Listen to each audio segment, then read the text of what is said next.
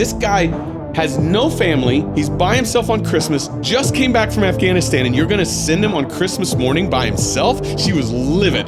She goes, and she's crying the whole time. Nah, I said, don't worry about it. In my head, nobody's shooting at me. Like, whatever, bro. Like, so I had a shopping bag full of clothes. This is the I swear to you, every word of this story is true. You're not going to believe it here in a minute. They have a tradition every single Christmas that her father refused to let falter.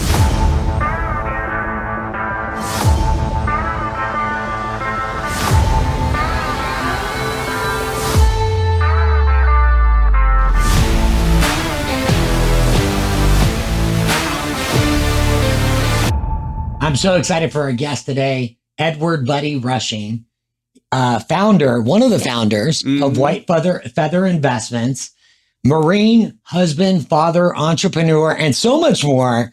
This is going to be a show you are definitely not going to want to miss. And trust me, by the time Buddy is done, you will be following him. Buddy, thank you so much for joining us. Yeah, appreciate it. The other co-founder of White Feather Investments happened to be somebody named Kimberly, yes, who is also my wife.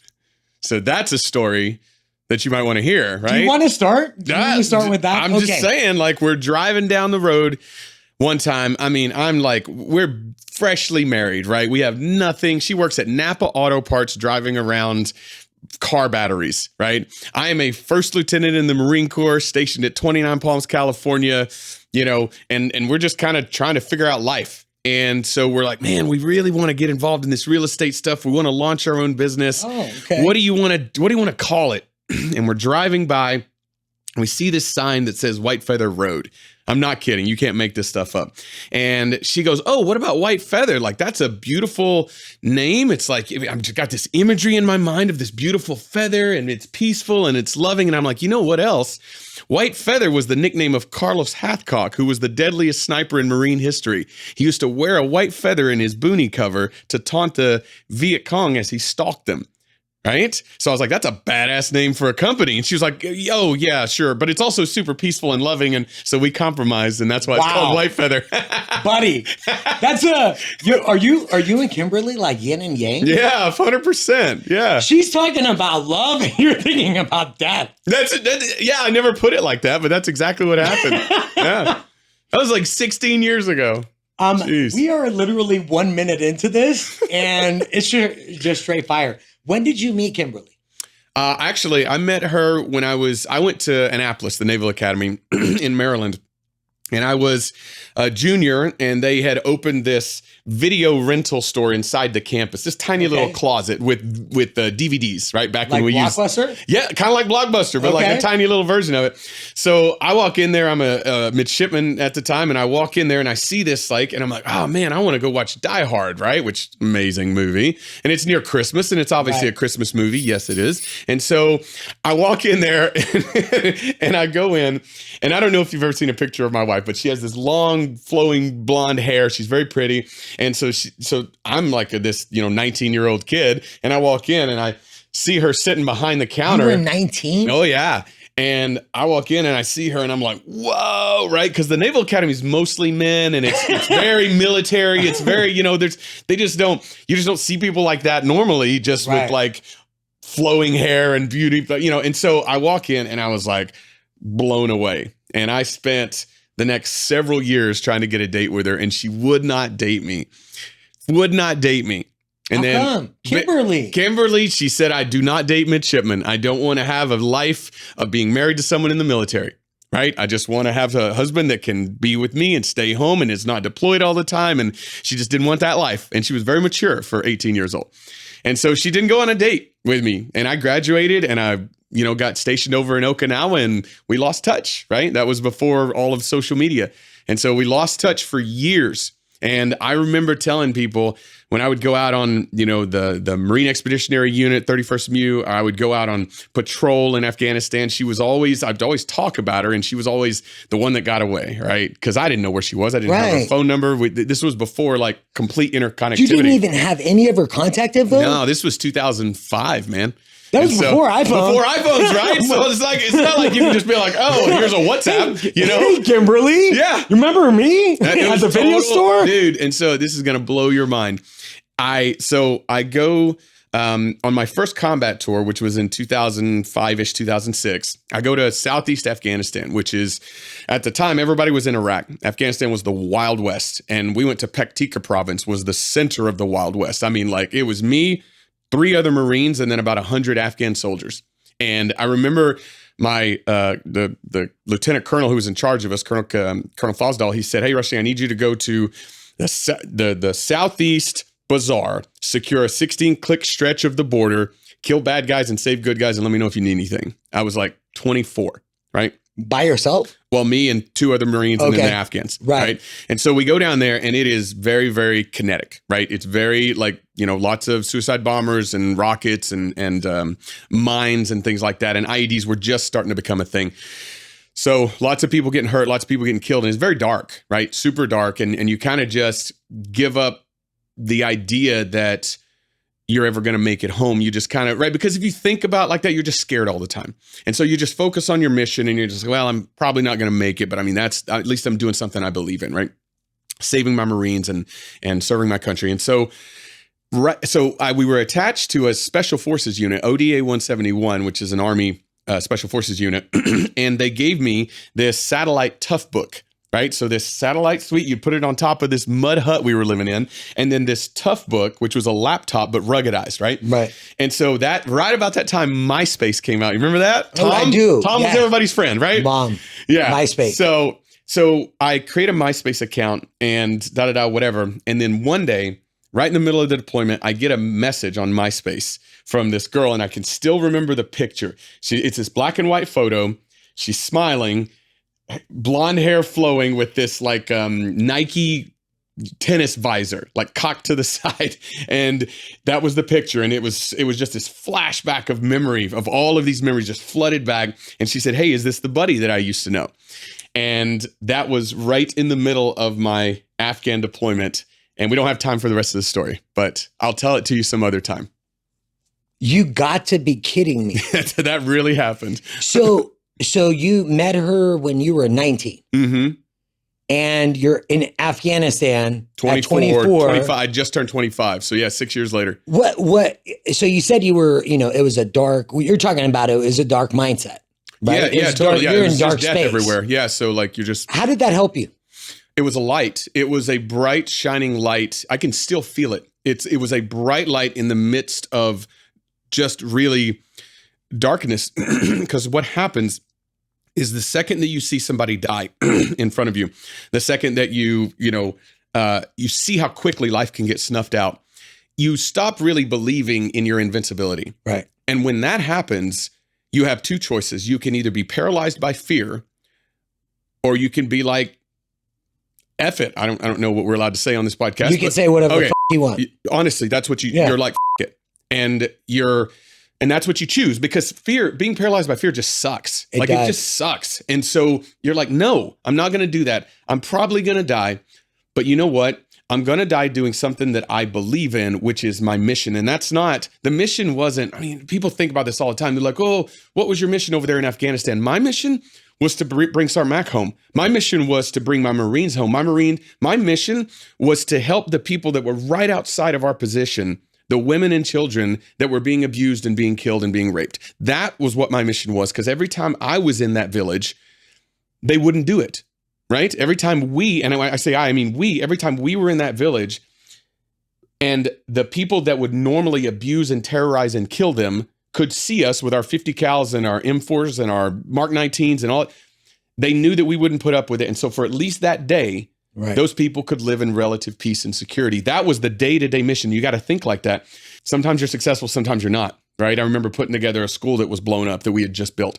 And, literally the day after we were going to open it, they just blew it up with bombs. And so you're like, well, okay.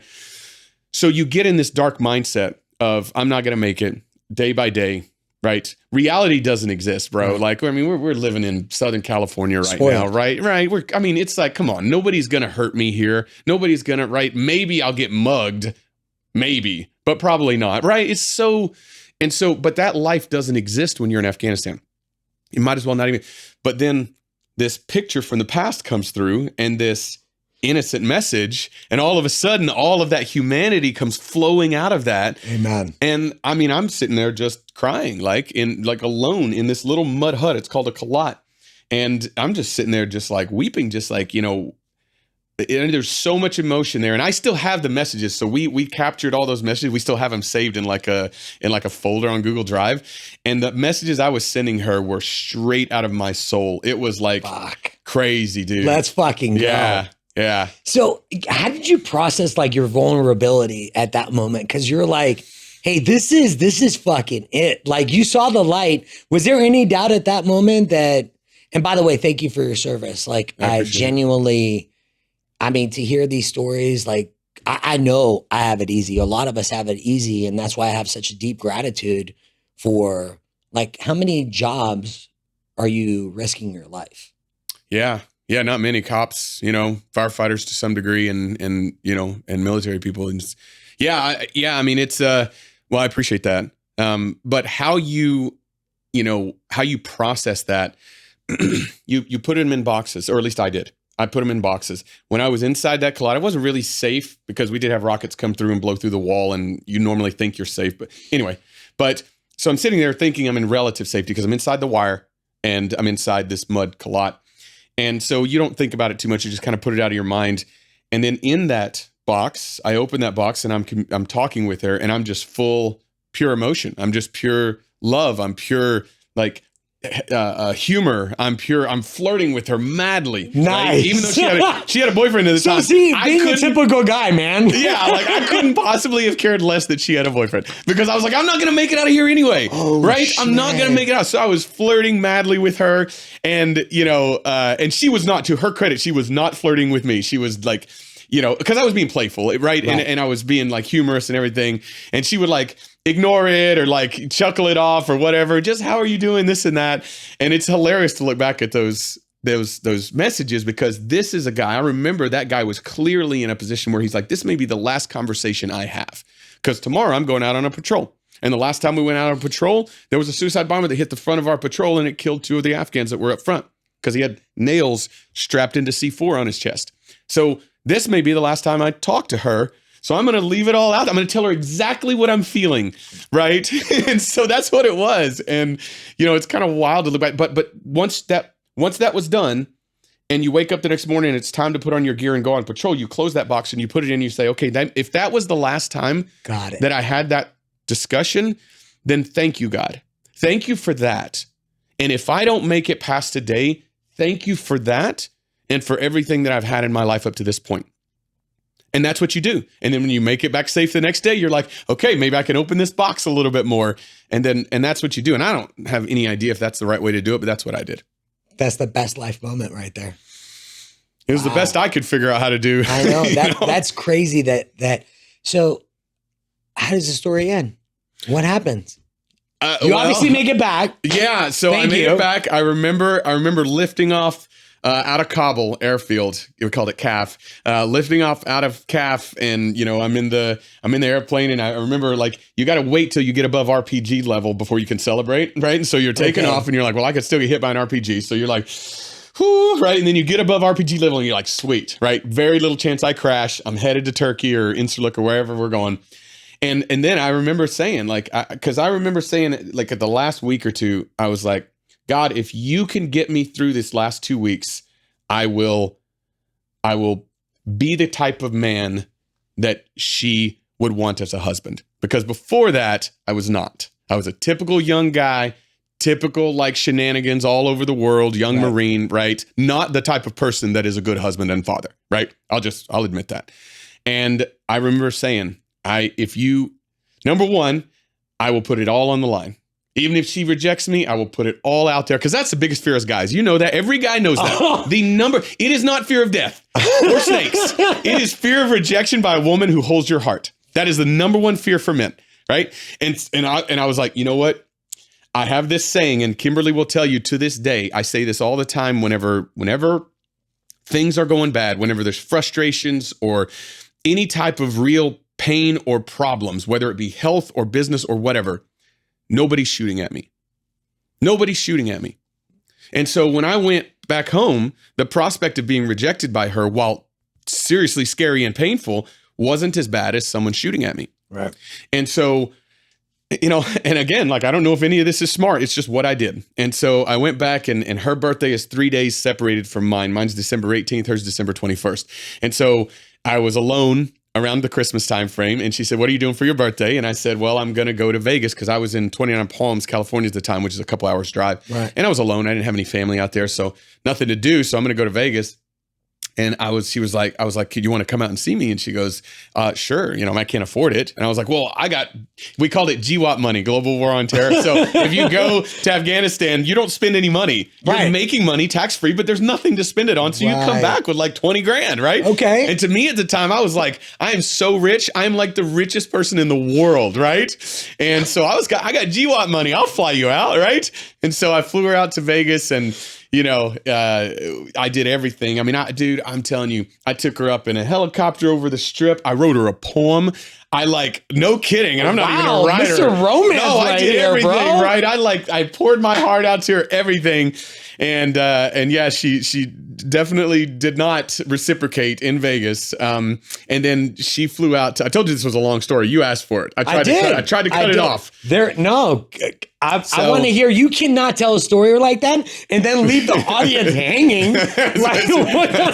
They would kill me. Well, I did everything you could think of in Vegas to be impressive and to tell her, how I felt, to put it all out on the table, right? And she wasn't buying it. She was very she wasn't buying it. She was just careful with her heart, is what it was. She'll tell you. She definitely, she felt like she loved me and that she wanted to, but she was just scared, right? And so she had walls up, massive walls, right? And I think she's the most beautiful woman in the world. And so when you're that pretty, you have to have walls or guys are just going to be bugging you all the time, right? And so she had massive walls. And, I was trying my best, but didn't happen in Vegas. And then it was like, well, what are you doing for Christmas? And I said, well, I don't have any family. I really played the pity card. It's like, just back from Afghanistan, don't have any family, poor buddy, by myself, not doing anything. And she's like, you play every card you got, right? Work? Oh yeah. She was like, why don't you come back and spend Christmas with me and my family? And so I was like, okay, buy a plane ticket right there, right? So I bought a plane ticket, flew out to Philly, which is where she was going to school. And then we go down to Christmas and, I'm just going to tell you the story. And Kimberly, you're going to have to forgive me. I don't know how many people are going to see this. She doesn't like this part of the story, but you've already gotten us this far, right? And this is not a good part. So we go down and it's Christmas Eve and we're like, okay, we're going to spend time with your family next morning. Her family, she has 2 brothers and a father and a stepmother. And her brothers found out that she was bringing some strange guy home and literally revolted. The morning of Christmas, they were like, no way. He is not going to be here. And then the dad sided with them. No way. He cannot be here. Really? The stepmom knew me. She worked at the Naval Academy. She knew who I was. Okay. She knew that I was, she knew that I was, that I had just come back from Afghanistan and that I was a Marine officer and everything. And so she was like, what are you talking about? Literally, this guy has no family. He's by himself on Christmas, just came back from Afghanistan, and you're going to send him on Christmas morning by himself? She was livid, but she could not sway the dad and the brothers. And so they called Kimberly and said, get your ass over here, basically. We're going to celebrate Christmas. And she was mortified, right? And I told her, I was like, nah, it's like, don't worry about it. In my head, nobody's shooting at me. Whatever, bro. It's all good. And let her, I know she's dying already, by this embarrassment. So just make it easy on her. That was really where I came out. And I was like, don't worry about it. I trust me, I can handle myself. I'll go find something to do. This is I swear to you, every word of this story is true. You're not going to believe it here in a minute.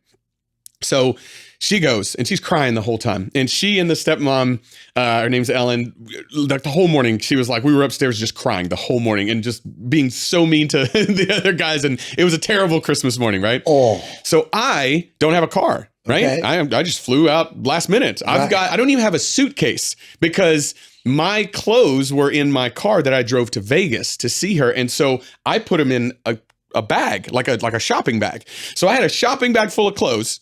And I'm walking because I don't have a car. And I'm walking, and in Annapolis, they've got everything was closed. Everything, it was freezing, right? This is Maryland. It was absolutely freezing. Everything's closed, and I'm sitting here freezing. I remember passing a bum on the side of the road, and I've got my bag full of clothes. And he gave me the what's up nod. He was like, he walked by and he's like, yeah, what's up? And I'm like, dead, man. I was like walking with my clothes, right, shivering, right, because I'm California. I don't have cold weather gear, and so I'm walking. I eat breakfast on Christmas morning at Denny's, which was open, right, and so I'm sitting there having a Denny's breakfast. And, Kimberly's like texting me at the time and she's like, this is miserable. I hate it. And I was like, don't worry about it. Don't worry. I'm going to go, find someplace warm, basically. And so I walk to the movie theater, a Cinemax, and it's open. And so I walk in and I'm like, oh, it's warm in here. Just give me a ticket to the first movie you can find, Alien versus Predator. Perfect. AVP. I'm like, whatever. It's Christmas. It's going to be warm. I walk in just as the movie is opening up. And there's no seats. Everybody, I guess, goes to the movies on Christmas. So I get up and I sit in the next to back row by myself. I'm empty in the row. And I'm just watching the credits and I'm just like, chilling. This group of people walk up. This is 100% true. This group of people walk up and sit in behind me. And I start hearing them chatter, right? Because they're talking and some guy's got a booming voice and, a couple of girls and this and that. All of a sudden, I recognize Kimberly's voice. No fucking way. 100% true. They have a tradition of going to the movies every single Christmas that her father refused to let falter. So they're sitting behind me, her two brothers, her stepmom, and her dad behind me, Alien versus Predator, while this movie opens. I swear to you. And then the screen comes up and it's bright. And so she looks down and sees me. I'm the only one in front of them. And I hear her go, oh my God. Right? And she turns to her stepmother and she's like, this is chatter, chatter, chatter. And I was like, okay, this is too fucking weird. Like, this is way too weird. And so I got up and left. Oh. And the end of the story is after that, her walls crumbled. When we met up afterwards, right? It was like, that was the end of it. And then it was like, hey, I'm gonna go meet up with Buddy. We met up afterwards and she was like a different person. She was so grateful that I didn't cause a scene, that I was gracious about it. I was like super nice about everything. And she was so mortified with how her family acted that she was fully open to her emotions at that point. And by the time 2 days later, I left on a plane back to California, we were dating. And 4 months later, we were married. And we've been married 15 years. Fucking A. Isn't that crazy story? That is one of the best fucking stories I've ever. I did not expect to. What time is it? We've used up all our time on this story. No. We don't have a stop clock here. I had to hear the ending of that story. That is like, okay.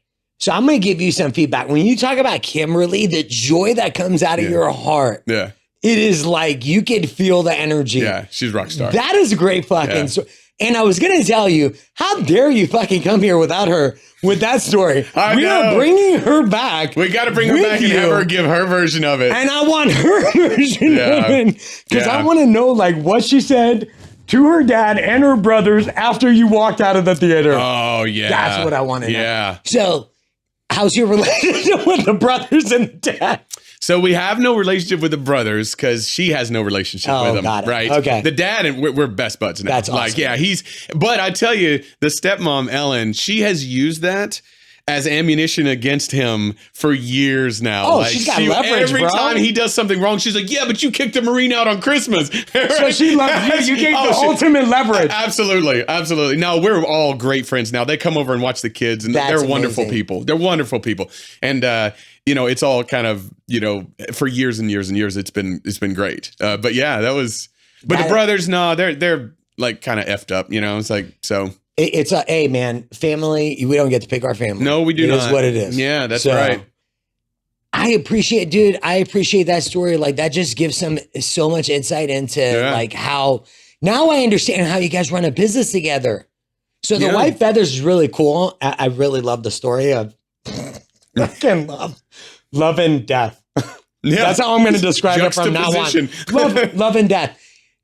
White feathers. Let's talk about your passion, because that's not you're an entrepreneur, but that's a passion, right? Yeah, it's totally different. I mean, it feels like a calling more than anything else. Kind of like being a Marine, right? It's like you don't join the Marine Corps because it's like, oh, I need a job. I mean, some people I think do, but they realize very quickly that was not a good idea. Like the people who really thrive in the Marine Corps are the ones who like they're called to it. Right. Right. In my opinion. And so, I mean, dude, I grew up, I was the youngest of 5 kids in, kind of a little shack in East Tennessee. Like we grew up on WIC and food stamps. I mean, I went back recently to visit family, and I remember going to the grocery store. And I remember walking down and knowing exactly where the WIC, you know what WIC is? It's like, WIC is called Women, Infants, and Children. It was back in the 80s. It was a government cheese. It was like government sponsored program where if you were poor, you could get free cheese and bread and milk. Right. And so they would have a WIC aisle. And as long as you had a WIC card, you could go, right? So it's for poor people, right? And so I remember going and picking up the WIC stuff. And then every single time we would check out, we would always have to put stuff back, because we never had enough food stamps to pay for all the food. Right. It was all, my mom, and that was literally all she had. It wasn't like, oh, let me go to the bank and get some more. That was it. Right. And so we grew up on that. And it's like, I don't know. I remember there are good things about living a simple life. And then there's a lot of pain that's associated with poverty, a lot of it. And oftentimes it's because the experience of living without and not being able to do anything because you can't afford it frustrates people. And it definitely frustrated my dad. And, he turned to alcohol to avoid that. And that, of course, as we all know, every one of us who drink or have drank, like we know that it can cause a lot more problems. Yeah. And so there was a lot of, fighting and abuse and things like that. And you experience that and you're like, man, this sucks. Like, it's not the life that I'm seeing people live on TV. It's not the life that I hear about in books. It's not like what? And I remember I didn't know how to frame it in my mind, but I remember thinking, because I grew up without electricity and running water. Like we had a well that we dug, and we'd take a bath one day a week, and we'd like heat water on a pot-bellied stove and go dump it in a bathtub and then take a bath. And like I was always the dirty, smelly kid at school, so I never had girlfriends. I never had, we couldn't afford to drive to school to participate in sports. So I never got to play sports in high school, even though I was naturally athletic. And it's like all of this shit that like you have to do. And my parents tried as hard as they could. Like it wasn't that, know, but they didn't know anything. They had no idea what to do with money. I remember my mom's as a substitute teacher, she got her first paycheck. And I don't remember how much it was, but I remember her cashing the check and having all of the money. And we gathered around the bed and we're like, yay, it's going to be awesome. And she threw the money up and it came down and we were like, this is awesome. So much money. And then she spent all of it on fireworks. And at the time I'm a kid and I'm like, this is awesome. Fireworks. Yay. But I didn't equate it to the fact that we were living in a trailer and eating beans and rice 5 days a week. And, and my sister not being able to like, or us not having medical insurance or car insurance or any of the things that make your life better and easier. We didn't have those. And I don't blame my mother. Right. She was doing the best that she could. That's all. But she had no idea what to do or how to do it with finances.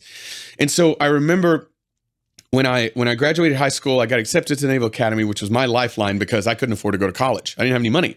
And so the Naval Academy, like they'll pay for as long as you give service afterwards. Right. And so I got commissioned in the Marine Corps and I'm on patrol in Afghanistan.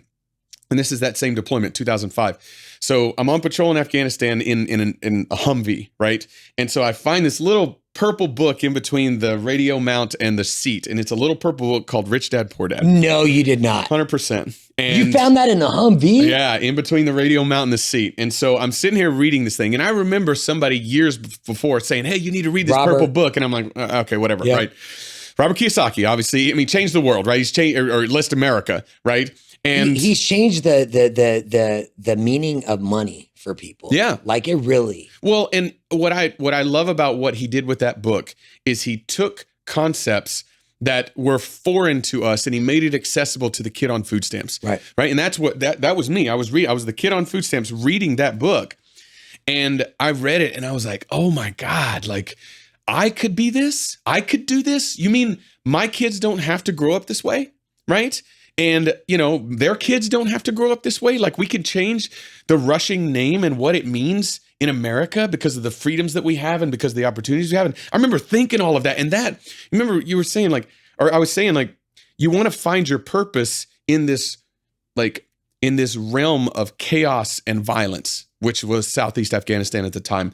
And my sense of purpose was, wow, this is the dream I'm fighting for. It's not the Afghan dream. And sorry to say, like, I wasn't really fighting for the Afghan dream. I was fighting for the American dream, which I read in that book. Right. And, you know, I was like, man, I tell you what, like, if I ever get out of this, I'm going to start using this stuff. I'm going to start putting it into practice. And that's really where the idea was born. So thanks, Robert. Appreciate that. You know? This just gets better.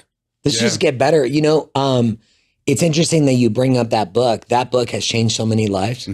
All of the families that I ever, military families that are into investing, always ask them, like, what books do you read? Where do you get your financial education? I ask that from all my families. We have an epidemic in this country for financial education. Absolutely. So to hear your story about, like, how many countries can you name where you get the opportunity that you did? Right. Yeah, that's exactly right. None more. I will say this, none more so than America. None more so. And that's one of the reasons that for all of our faults and all of the, you know, and I'm not a political guy, so like all of the political divides we have, all of the faults America has, and we have plenty, and we have shady parts of our history, and we've done horrible things. Roger, I got all that. Find me a country that's better at enabling and empowering somebody born with nothing to live the life of their dreams. Find me a country. For one, I've been all over the world, and I have not seen a country that offers the opportunities.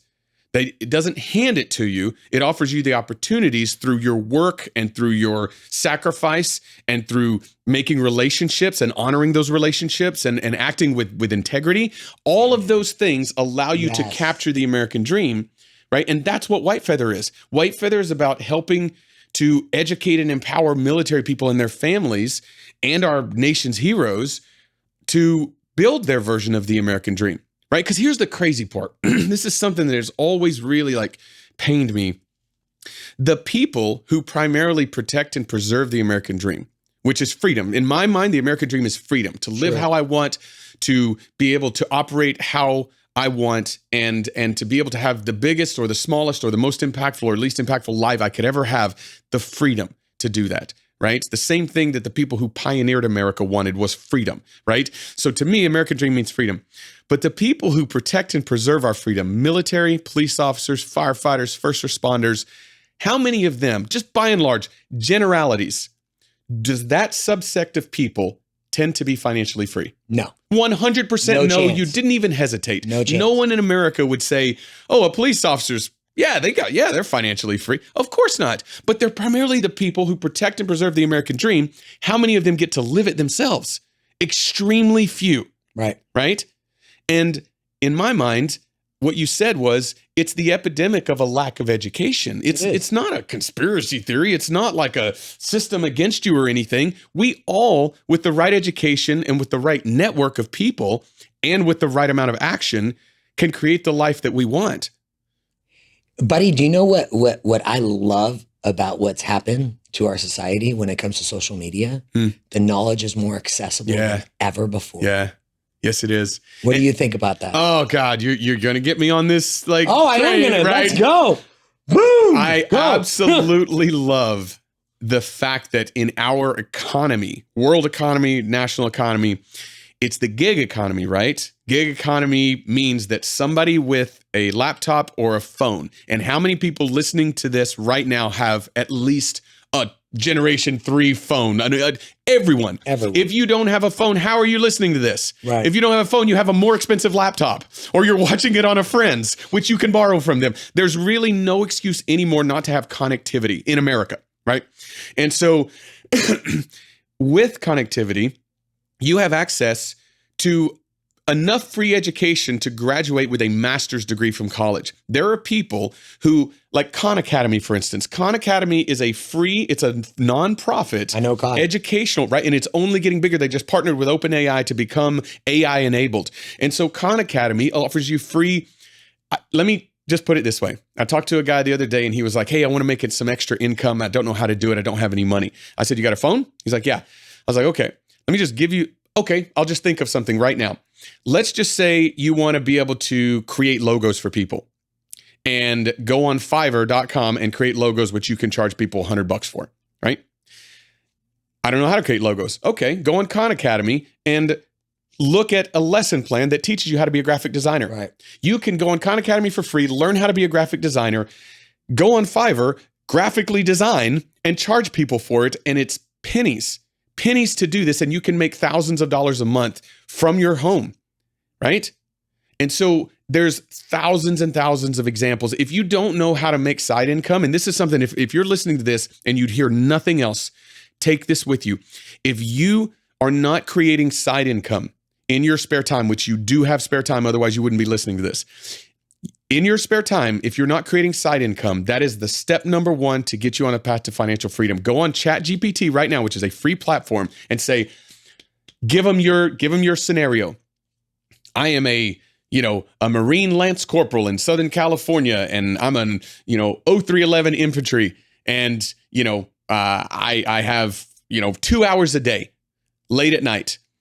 What are my best side hustle income opportunities when I have no money? And ChatGPT will give you a list and then say, create a business plan with action items, and it'll create a business plan and action items. It's so much more accessible now than it ever has been in human history. And because it doesn't matter where you start. It just matters that you start. That's it. It doesn't matter where you start. It doesn't matter if you're born in East Tennessee on food stamps or in the inner city or in the backwoods of West Virginia. It doesn't matter where you start. It matters that you start. And the opportunities have never been greater in human history than they are right now. Buddy, I fucking love your story. I'm excited. This is the most exciting time in human history to be alive. Amen. The most exciting time in human history. And if you just look at that, instead of looking at all the things that are going wrong, if instead you look at the opportunities, I promise you'll attract people like you into your life. You'll attract people into your life that want to help because guess what? They want to help. And then boom, like that, dude, you can be on a path that is not only getting you toward the future that you want to live, but guess what? Every single day is exciting.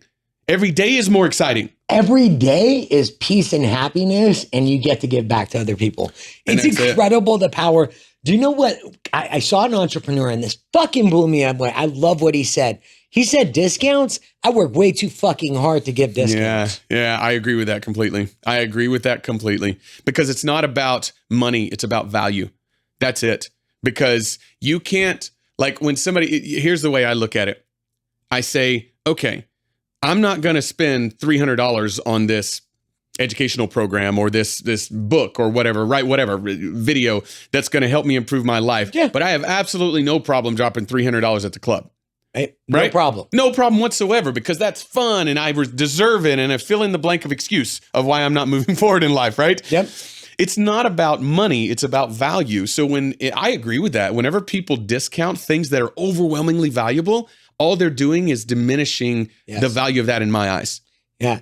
And buddy, I think, having the podcast, one of the things that I appreciate, do you know how much I've learned being the host? Oh yeah. I'm sure. There is no way I could have gotten to know you this quickly in less than an hour. It's unbelievable. So I want to know what you and Kimberly are seriously passionate about. Tell us all about White Feathers. What is it what difference are you going to make in the military community for active duty and veterans? What's the impact that you guys are going to leave behind? I think, so here's my general sort of thought. Our thought is that the type of people, this is an all volunteer force. There was no draft. No one in the military has been drafted. No one currently in the military has been drafted. So it's all volunteer. Ask yourself what type of people do that. By and large, there are one-offs here and there. They're just go to jail or go to, right? Yeah. But the vast majority, especially there are more college graduates in the military now than ever before in our nation's history. How come? Because there are people who see an opportunity to serve as something greater than themselves. They see an opportunity to test themselves. They see an opportunity to learn skills and to travel the world and to ultimately give back to a country that has given to them, right? And again, that's not a blanket statement, but there are lots more people that feel that way than people who are just I'm just trying to get a job. I've been the greatest part of my adult life has been in uniform. So I know what I'm talking about. So here's my thought.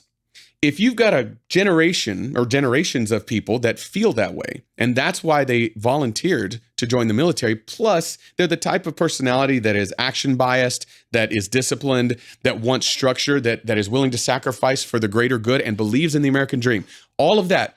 What happens if you give them financial freedom once they're out, or help them get financial freedom once they're out? What do you think they're going to do? It is on. What do you think they're going to do? They're gonna crush it in the community. They're gonna be your best entrepreneurs. They're gonna be the people that give back the most because they understand the sacrifice that they gave. 100%. Like when you told your story, I was getting chills that literally I felt myself in that moment, like what you felt. Yeah. And that's crazy to me. Yeah. To think that that's your job. Yeah. Your job is to be in death.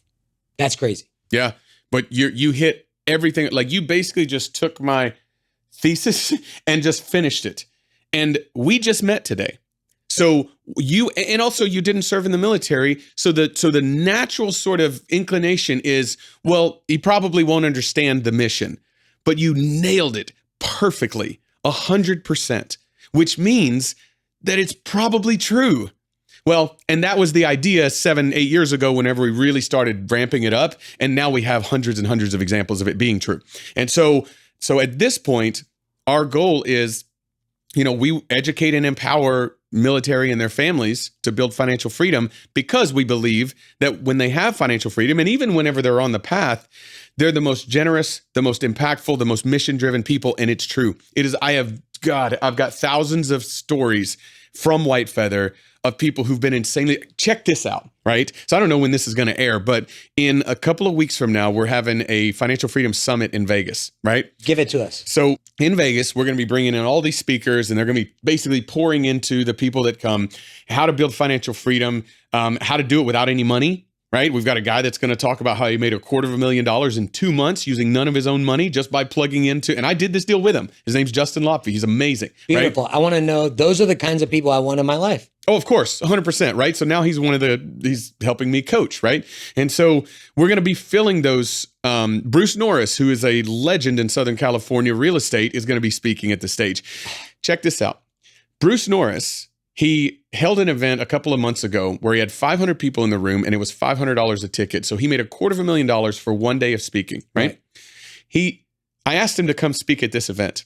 Not only did he volunteer for free, he's paying his own way, he's paying for his hotel room, and he's sponsoring 10 veterans to come.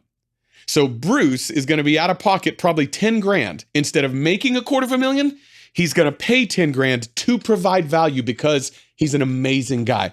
There are over half the audience. We're going to have about 300 people there. Over half the audience are veterans that are sponsored by people that are not even going, that are saying, hey, I want to pay the $500 ticket to help somebody who can't afford a $500 ticket come to this event and learn something that's going to change their life. That's the community we're in.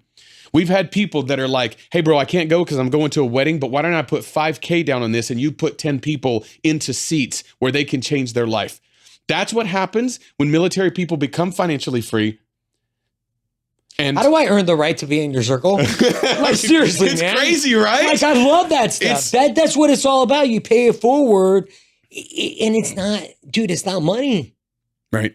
It's impact. It's not money. It's impact. Yeah, that's right. Tony Robbins said something I thought was amazing. He was like, listen, he goes, you can only make so much money, then you have to start making a difference if you want your life to have meaning.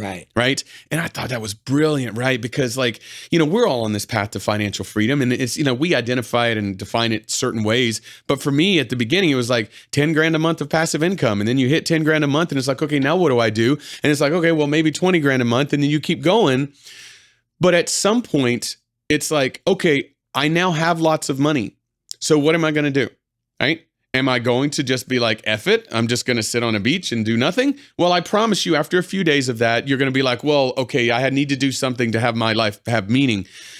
But I promise you, if you wrap and this is for the entrepreneurs that are out there, if you wrap your business around making impact and helping people, and that's how you get paid, regardless of how it is, like whatever, you create, cups. But if it's about helping people and that's how you get monetized, I promise you the impact will grow over time and that'll continue to give your life meaning. Like Tony Robbins, stacking dollars is fun up to a certain point. After a while, it's like, okay, bro, that's boring. Now what are you doing to help people? That's sheer joy for me, what you're describing. That's sheer joy. Like, Wait. seriously, what you're describing about giving back. Giving back, to me, my relationships and connections are significantly more important than any monetary gain that I get. Yeah, that's right. Yeah, that's right. And what you'll find is that if you build the right connections and you provide value well enough, the money comes. Like, it really does. And I mean, think about the common thread of every major, ultra successful person that's out there. And I mean ultra successful, not people who've just made a bunch of money and then created some Instagram videos and now they're riding around in a Lambo. I ignore those guys. What about people like Tony Robbins, right? Like, people who have created these like movements. They all say the same thing. Zig Ziglar. Same thing. Zig Ziglar says, if you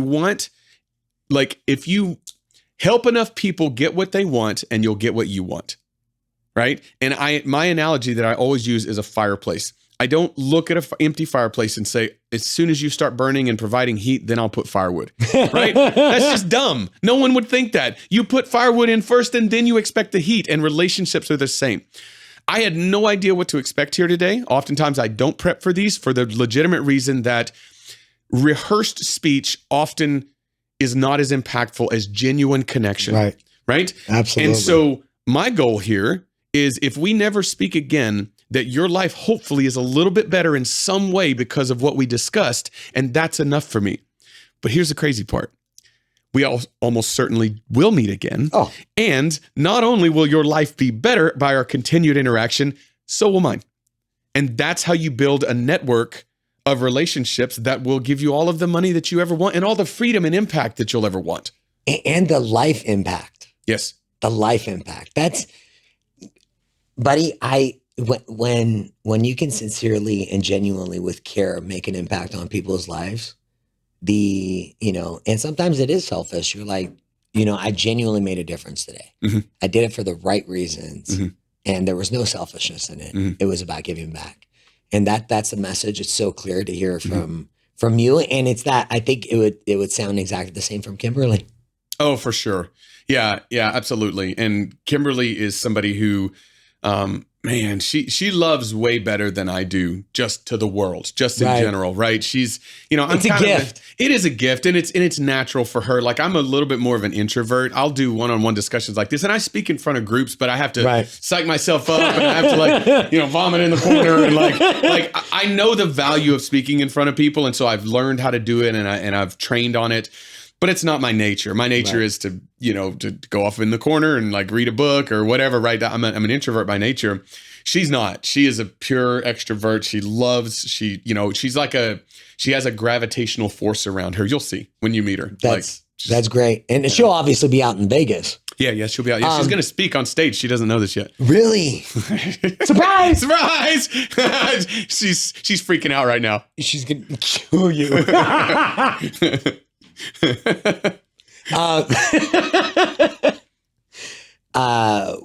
Do you have tickets left?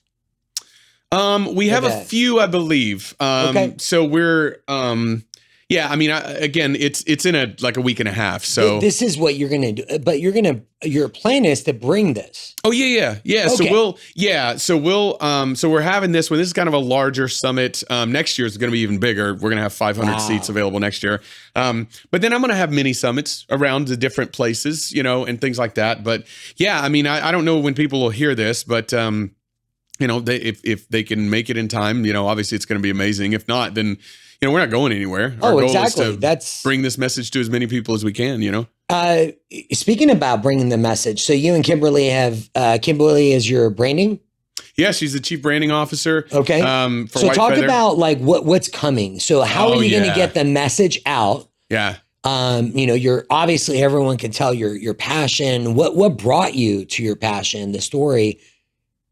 How are you going to get the message out there? How are you going to help more people? Yeah, that's the stage that we're at, right? So we built in private for a long time, and it was very personal, and And I know every single person in White Feather, right? Every single person has my cell phone number. And I know that eventually does have to change because if we want to really make generational impact, you have to scale. And so we've linked up with some amazing people. I mean, James Dixon from Absolute Motivation. So Absolute Motivation is an incredible podcast, got like 1.5 million subscribers, and they put out great content. And then James Dixon is an inspiration in and of itself. He just released his book, and it's an international bestseller like 3 weeks after he launched it, not surprisingly. So James is a dear friend of mine. He's going to be speaking in Vegas. And we've partnered up with Absolute Motivation to grow our channel, our YouTube channel and Instagram and all this stuff. Like we never really built any of those because it was all interpersonal, organic, like that's how we wanted to grow it, grassroots, right?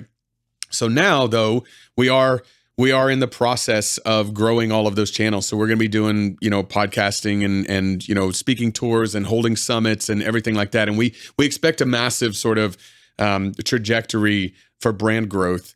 We want to be able to control it to where it's, responsible. Right. And we are not open to everyone. What does that mean, responsible? I think that's great that you bring that up. Like, what does brand responsibility mean to you? Yes. And that's what Kimberly and I talk about all the time. Because as the CBO, in my opinion, the brand is more important than anything else we do. It's more important than anything else we do. Yeah. What did you say? The brand is more important than anything else that we do. Why? Because the brand is a lot like the flag. When you look at the flag of America, right? It's just cloth. It's cloth and colors. If you have never heard of it, it doesn't mean anything to you other than you might say, oh, it's nice stars like you have on your shirt, right? But what we see when we see the American flag, when I see it at least, it drives into my soul because it means everything we've talked about up to this point. It means the freedom to do all that.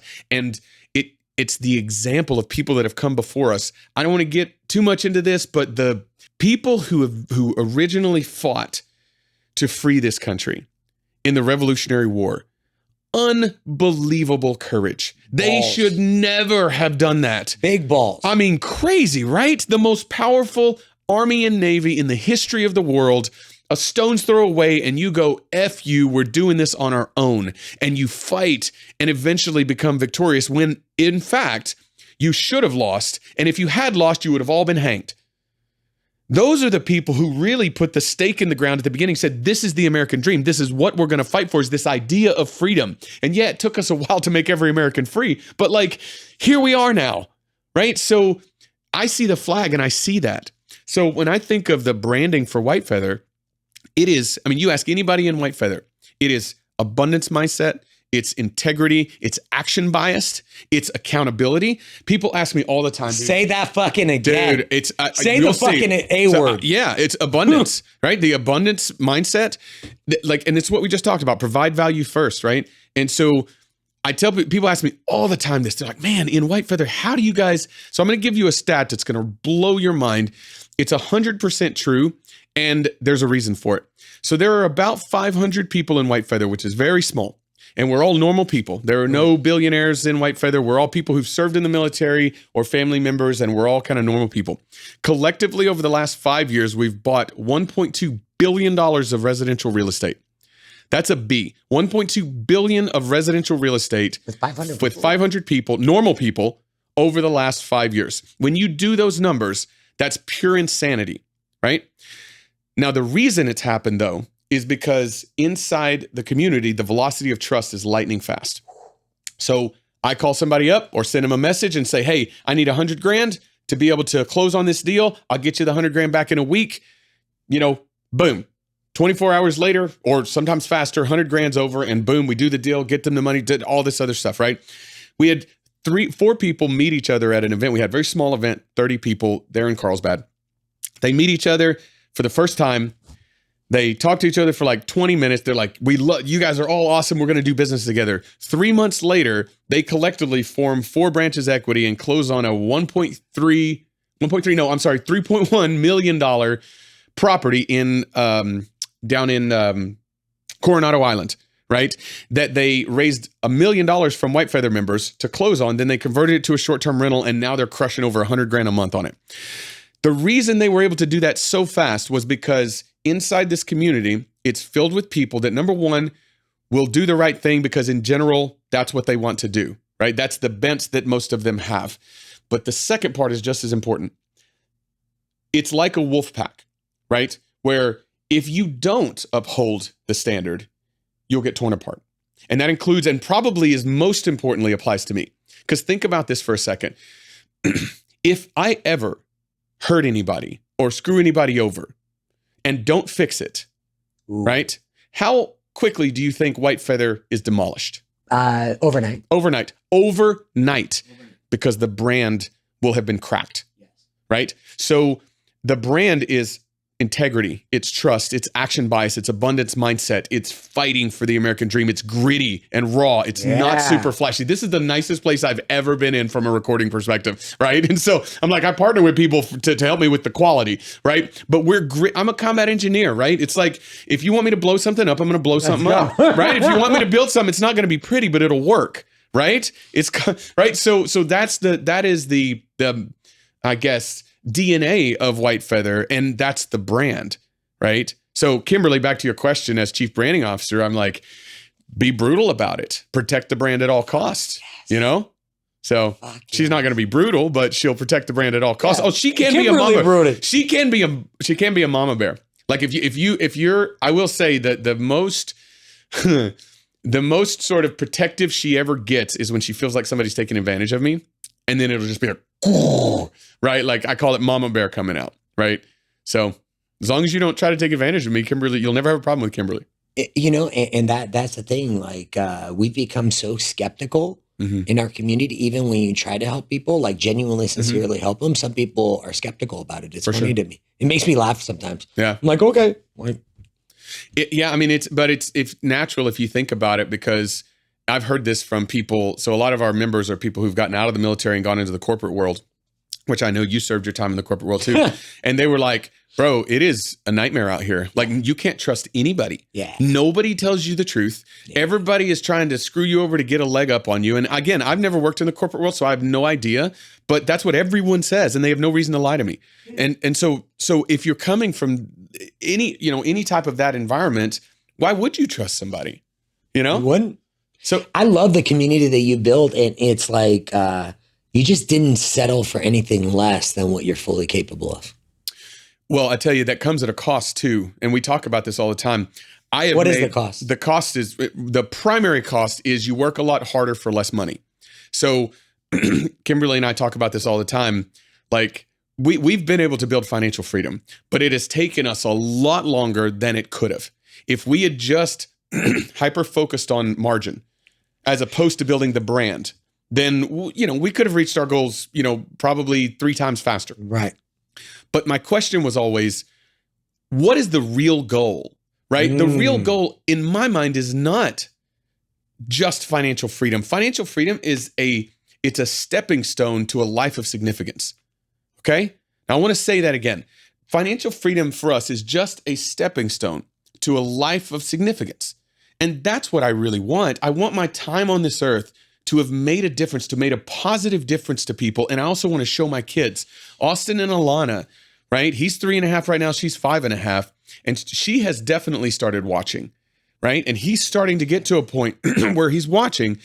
And I want them to understand that by my example, right, as best I can, that if you live a life of abundance and of impact and of significance, and love and sacrifice, if you're willing to do that, you can make your corner of the world a little bit better, a little bit more like heaven, right? I had somebody tell me this one time. He's a good friend of mine. He's the executive pastor of our church. And he was like, I think one of our mandates on this earth is to try our best to make it a little bit more like heaven while we're here.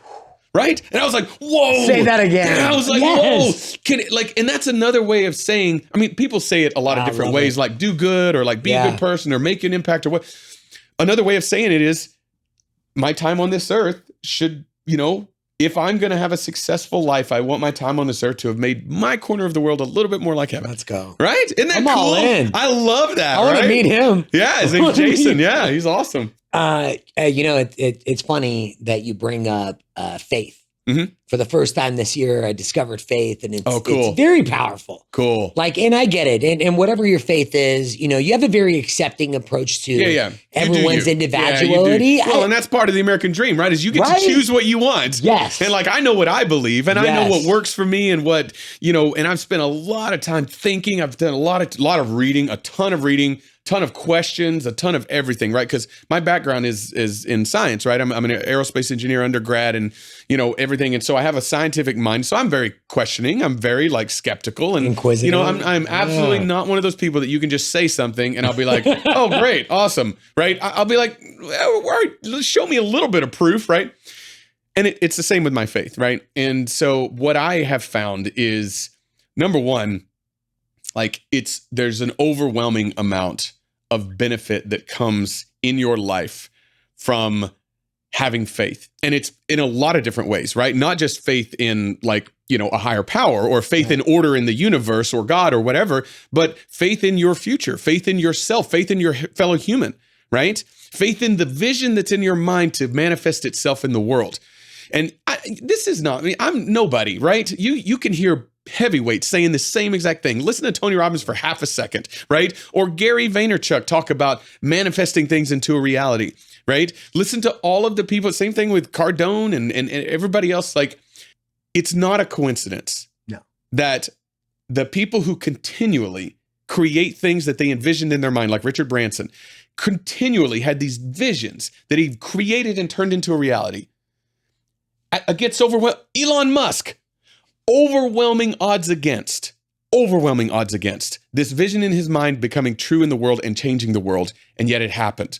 Do you think it happened because he was just like, well, hope this works out? No, he believed in it and he was willing to dedicate himself to it, right?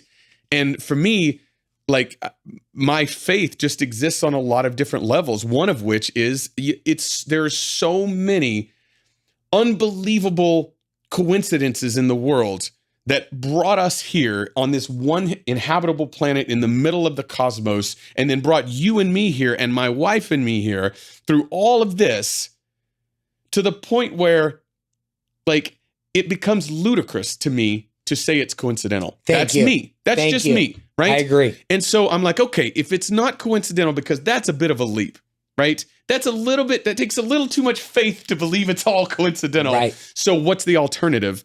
And, I also listen to Jordan Peterson, right? And Jordan Peterson is one of the most highly intellectual people in the entire world. Thought leader for 40 years, right? Absolutely. Not just new to the game. Right. And he has a very, very scientific, very analytical approach to it as well.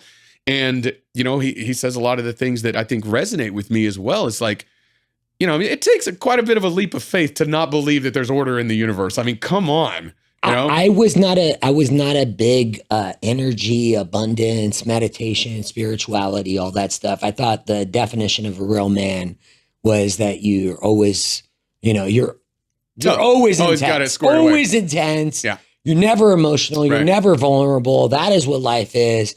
That's what I try to instill in my boys. Mm-hmm. Really big fucking mistake, because what we can do is we can't take over other people's individuality. Everybody's got to make their own life choices. And I think that's the true definition of a real man today, is that you understand when it's time to make a change and you fucking take the action to do it. Yeah. Yeah, I agree. And I think real power, and I'm a big proponent of powerful men, right? Me being a powerful man, other men being powerful men. I'm a big proponent. Being powerful does not mean being abusive like my father. Thank you. And it does not mean being shut off to other people's opinions and being ignorantly focused in your own area. And it doesn't even necessarily meaning being big and strong, although I do, you're an inspiration, right? You've lost a ton of weight and you're on a path to health, right? And, I value fitness as well, because I think physical fitness is a real big part of creating the energy and the, if you have no energy and you have no drive because your body is not healthy, then you're not going to be able to like create anything. Yep. So I'm a big fan of, of that as well. But being a powerful man does not necessarily mean being super muscular. What, in my opinion, it means is being able to make your impact in the world and to empower other people to make their impact, including your children, in the world, and to love fiercely, right? And in my opinion, if a man is a powerful business person, but is on his third marriage because he can't seem to become a good enough person to keep his wife happy or to give her what she needs to be happy and to be satisfied, he's not a real man. That's me. That's my own personal. Being able to love fiercely and selflessly, which is a struggle, and we all fight it, right? So being able to love fiercely and selflessly to your spouse, to me, is an essence of also what it means to be a man. You know what, I've been divorced, and I would agree with you 100%, because you have to explore parts of yourself as a man that are very challenging. Yes. If you're alpha, or, you're, 100%. It's very difficult. 100%. Like we had my wife and I had an argument this morning, and it was over nothing, like taking the kids to school. But I felt like I really need to get my point across. But because I had stampeded over her getting her point across, she was very frustrated and upset. Right. And I remember thinking to myself, I don't want to sit here and be understanding because I think I'm right. But if she doesn't feel loved and understood, it doesn't really matter. It doesn't matter if I'm right, if she doesn't feel loved and understood, because she's the center of everything. I told you the story about, like, am I gonna do all of that to link my life with this person and then be an asshole and screw it up because I don't want to listen? Good for you. No, right? And nobody's shooting at me. It's not, it's not the end of the world. Buddy, this has absolutely been one of the most powerful episodes I've recorded, and I can't, I've thoroughly enjoyed it. It doesn't even seem like we've talked for 10 minutes. I know. It hasn't. I'm genuinely thankful that you came in. I'm thankful that you shared all the insight, your journey, your life story. Is there a few people you want to give a shout out to? I mean, besides Kimberly, do you want to give some people that have helped you in your journey? Give them a shout out, and let's give them some love. And then definitely, we'll drop all the contact information that you have. I champion your cause. Whatever support I can give, I will, because I just think that all of us as a community need to do more for our military. Yeah. Active duty and service. Agree. Get involved in one way or another. Agree. Yeah. I mean, I would say in general, even if it's not with us, if, anything that you can do to kind of help people. Because again, I mean, this, I would say the big thing I want people to take away from this is that the American dream is not only still very much alive, it's more alive than it ever has been. Right. And the thirst for it is greater than it ever has been, in my opinion. And there are people that protect and preserve it. And I'm no longer in uniform. So I now look at the people that are serving and I thank them, right? And, and it's the same thing for police officers and firefighters and people who, if I back home, this is a really big thing. I remember being in Afghanistan and, I would get, this was later. So I once we were married, I ended up deploying several more times. And and she was back home. And I remember feeling to myself, I never felt it the first time I was over there. I was only really afraid for myself and everything. But when I was over there again, several times, I remember thinking, she's back home by herself, right? And I remember thinking, as I patrolled and as there was all this stuff everywhere, she's going to be okay, because if the house catches fire, firefighters are going to put it out. And if somebody breaks into the house, there's going to be a cop that comes and takes care of her. And if she breaks down on the side of the road, she can dial 911 and somebody's going to be there. A first responder is going to be there to take care of her. If she gets, hurt, a first responder is going to take, you know what I'm saying? There you go. And so all of those people were protecting my home and the things that mattered to me the most while I was over there trying to keep the fight on foreign land. And so, just in general, if there's anything that you can do for someone who protects and preserves this American dream that's so beautiful and more beautiful today than it's ever been, do it, right? Even if it has nothing to do with me, but shout outs. I do want to say, I would say the guy that really helped us take this from an idea to and it was probably 7 years ago that I met him. And in the last 7 years, White Feather has gone from this to hockey stick, right? And his name's Matt Owens, and he runs OCG, Owens Consulting Group. And, he's a nasty civilian, but his dad was a sniper and a ranger in Vietnam. And he's he's a phenomenal guy. And I'll tell you this, not only did he help me, and he's a great businessman, right? He's flipped over 1,000 homes, and he's got funds and various things. He's got a fund that I'm working with him in called the Shield Fund, which like helps people get out of toxic debt, but at the same time gives investors 20% returns. Okay. Right? It's phenomenal, right? And so anyway, he's helping run that, and he does all this other stuff, and he's got a ton of different great opportunities. But more importantly than that, he taught me at the very beginning what it means to be an integrity-driven, abundance-minded business person.